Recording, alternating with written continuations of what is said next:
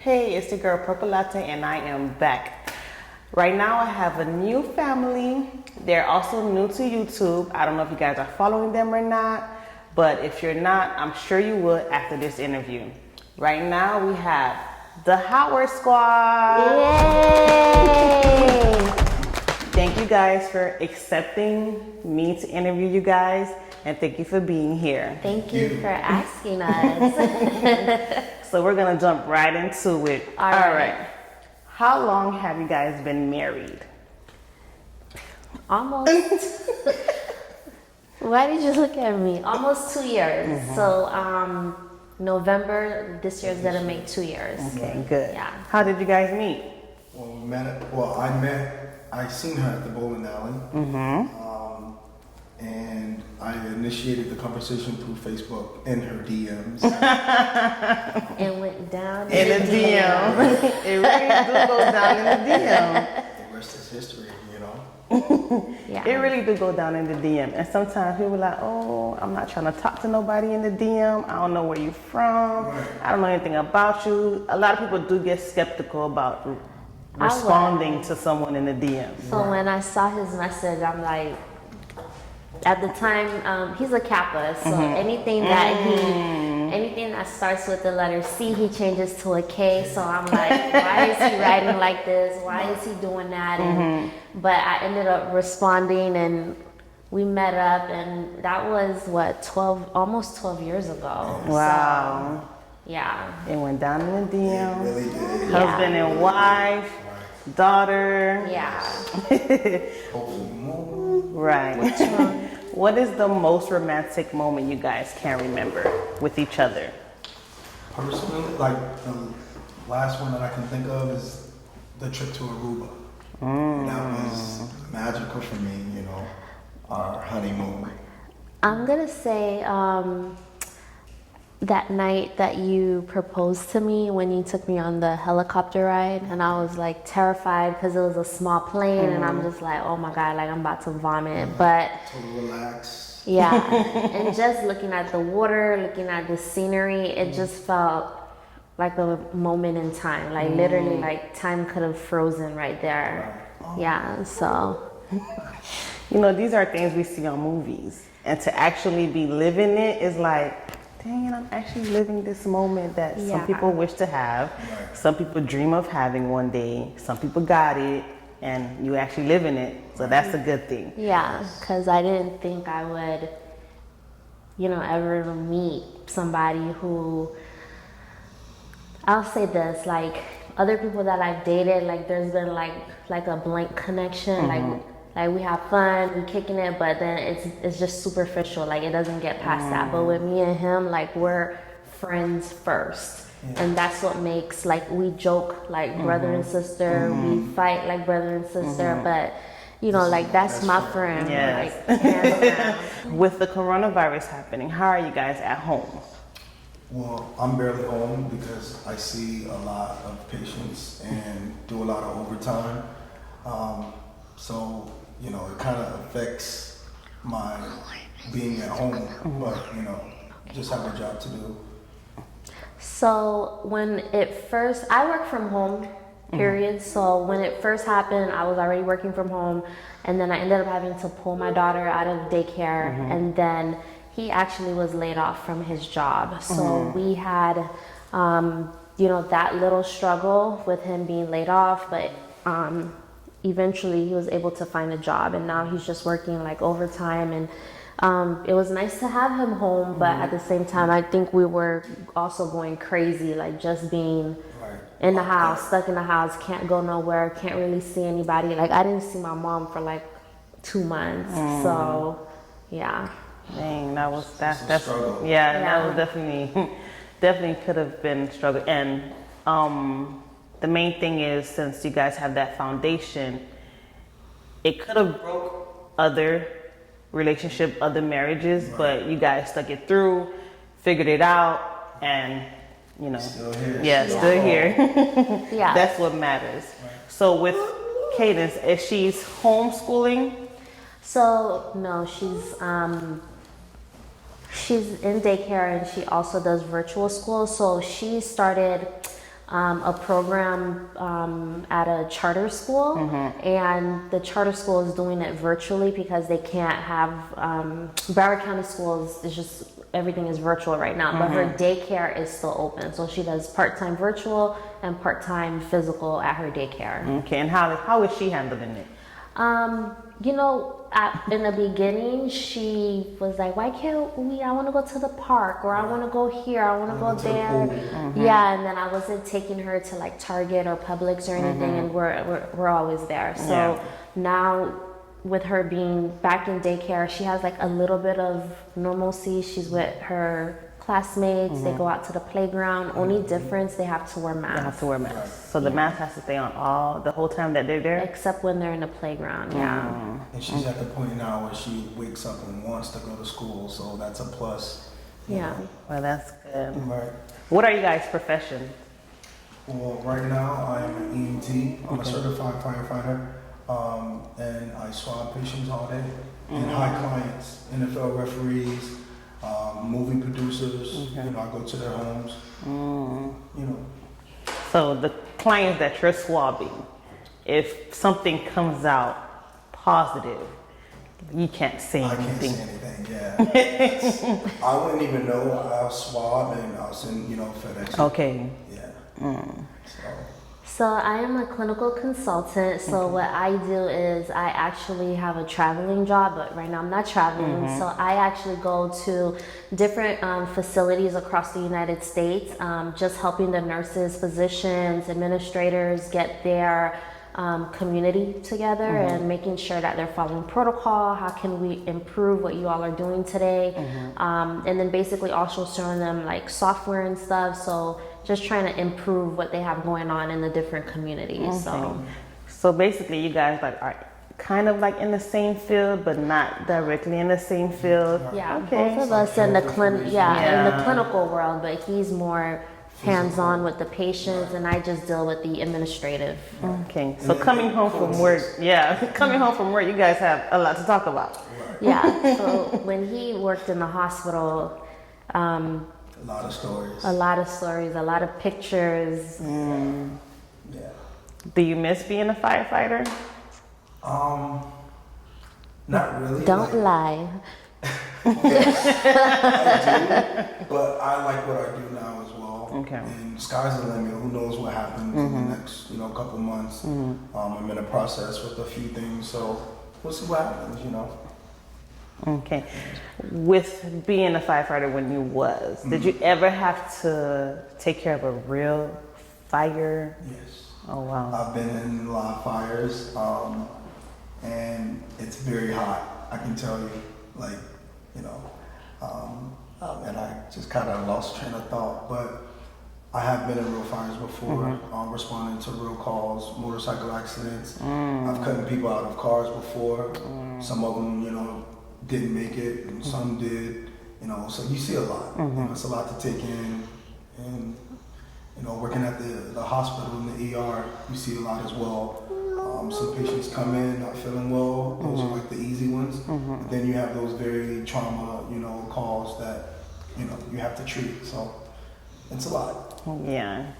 As his wife, Steffi, do you ever think of, what if one day he doesn't come home? All the time, and I think it's like the Haitian in me. I'm like always worried, and I'm always worried. I'm always worried, and he like lives life on the edge. So he's like, I'm gonna be okay, and I'm like, oh my god, like I'm just always like on edge. I don't know, but like I said, I think my mom is like that, so I don't know. It's a natural feeling. It's a natural feeling, especially if you think about the profession that he was doing and the dangers that could happen while performing the job. So yeah, it's a lot. It's a lot. I'll probably be the same way too.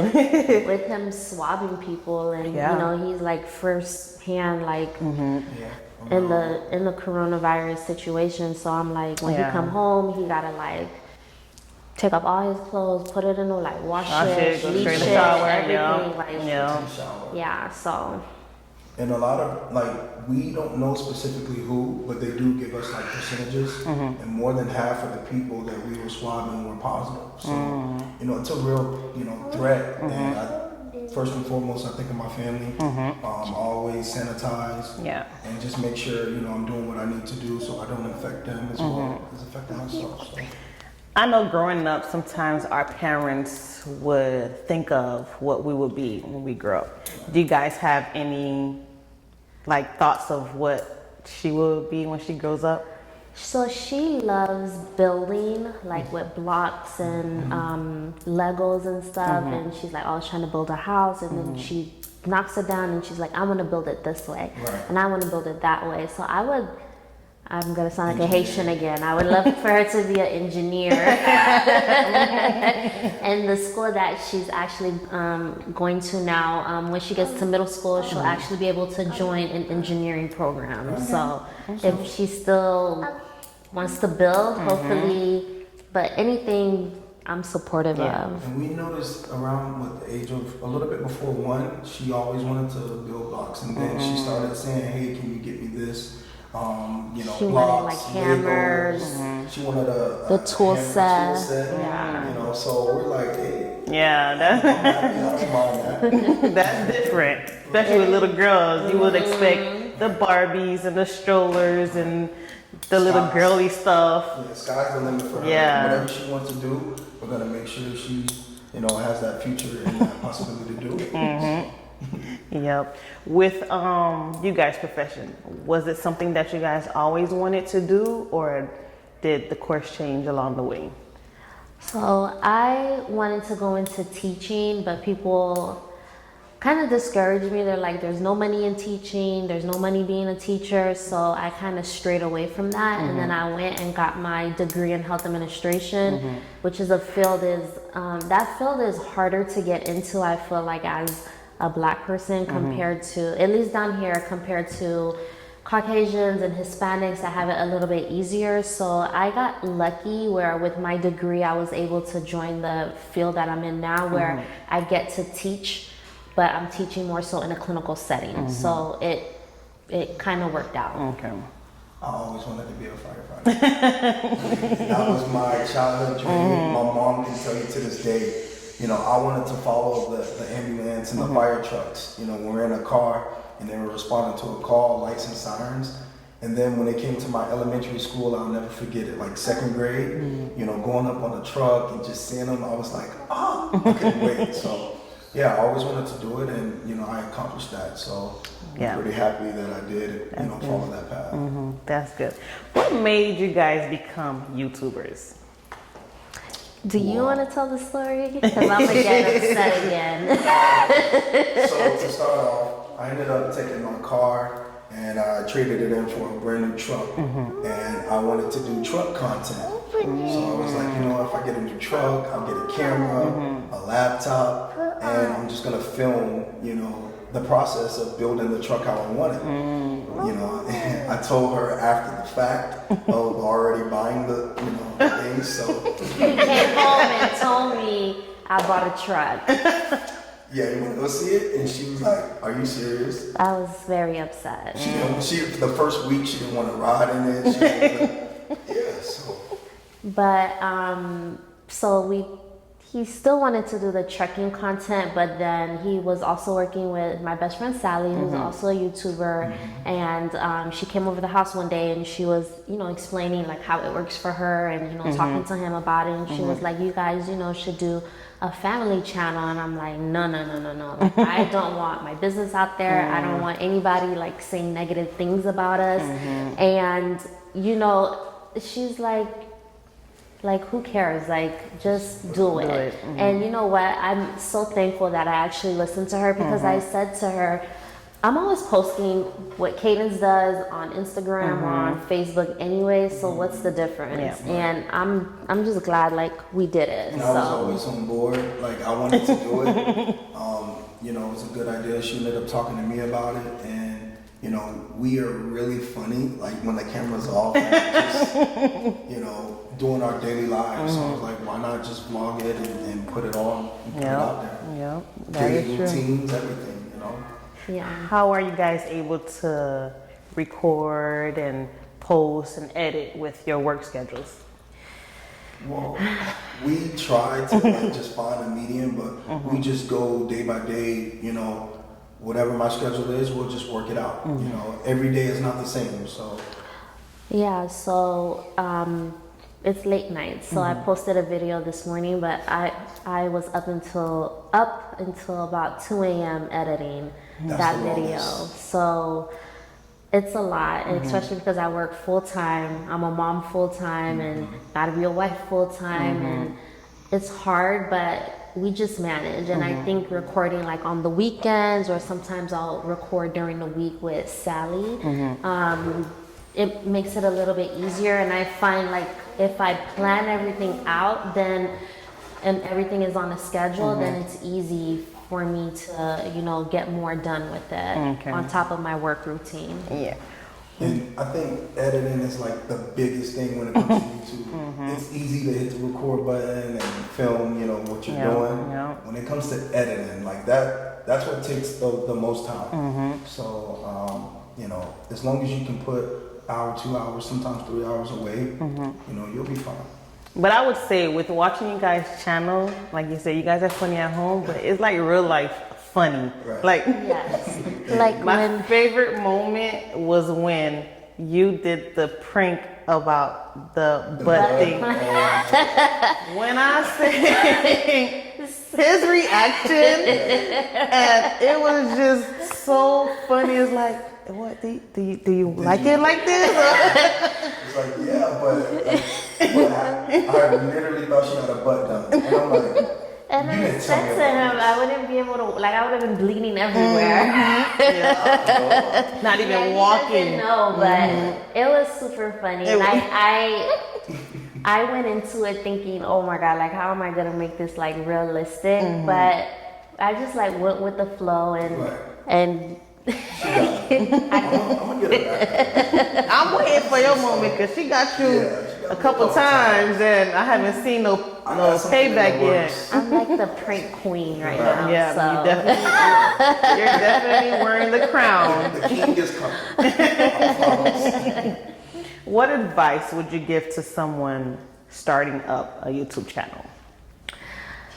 Good question, because I'm now getting that question a lot by like friends and family. So my biggest advice is don't stress it, just do it. And I'll say that even before we posted anything, I did a lot of research. So I would watch other YouTubers, techniques. I watched this girl on YouTube called Catherine Manning. She actually has a whole video dedicated to creating a new YouTube channel in 2020.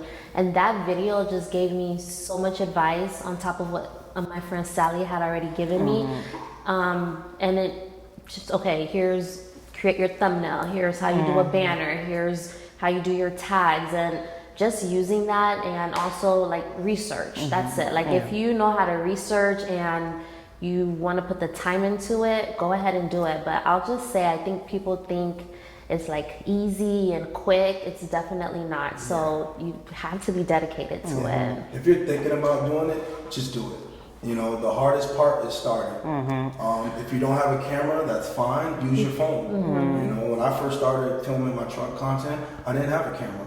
I started using my phone. I ended up purchasing a laptop a couple weeks later, like, you know, to edit. It's easier to edit on a laptop. But you can edit, You can edit literally on your phone. You know, if you have an iPad, you can edit on your iPad. So, you know, you don't have to have a camera, a laptop, or desktop, and all of the things, you know, you think you would need to start it. You know, you can use a phone, and that's it. That's all you need to start. Okay. So guys, anyone that's listening, you know, there's not much needed to start. If you want to start. Everything else that's needed, you can just go ahead and purchase after. Right. It's not like, oh, you have to spend like $1,000 in order to do it. No, like use your phone, even if it's not, I mean, I think an iPhone is better, but if you don't have an iPhone, record on what you have, edit on what you have. You don't have to have a MacBook. Use your Chromebook or use your phone, like he said. So how do you guys like being YouTubers right now? I love it, you know. It's good. I got my first famous moment. I went out and someone was like, I know you. I'm like, no. He was like, oh, I watch your YouTube channel. And I was just like, oh, what? So, you know, that right there just was like, if one person can do it, you know, and say, hey, I watch your YouTube, just imagine if we keep going. You know, you run into people and they want to take pictures. You know, it's fun. I love it.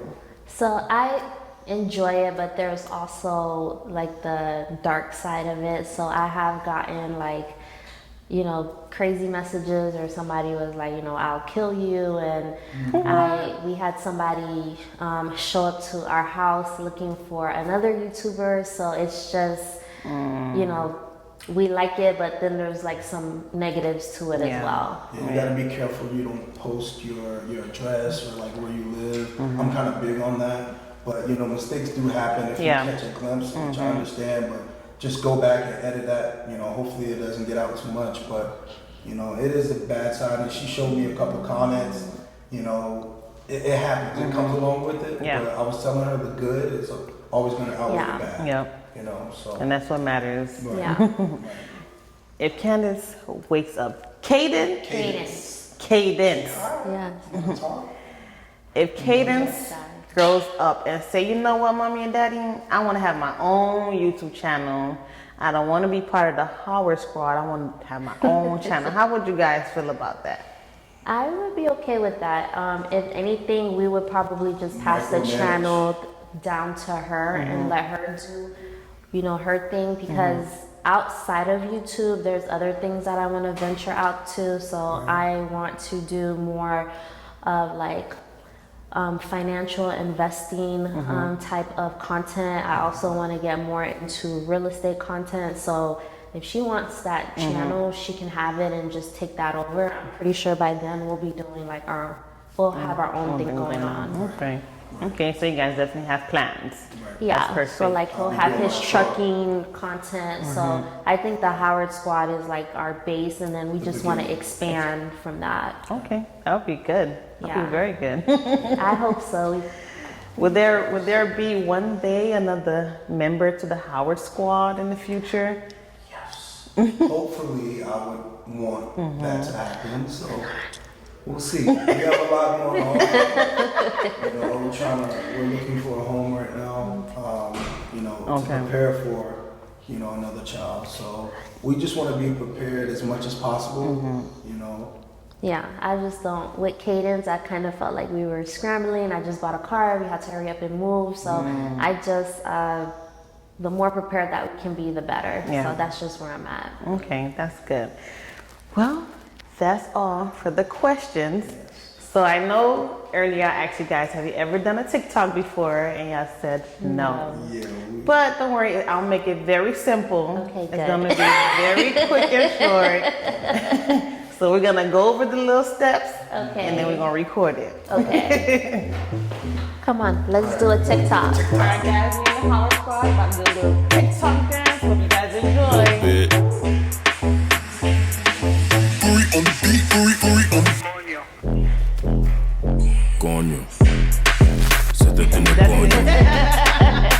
All right, guys, I hope you guys enjoyed today's interview with the Howard Squad.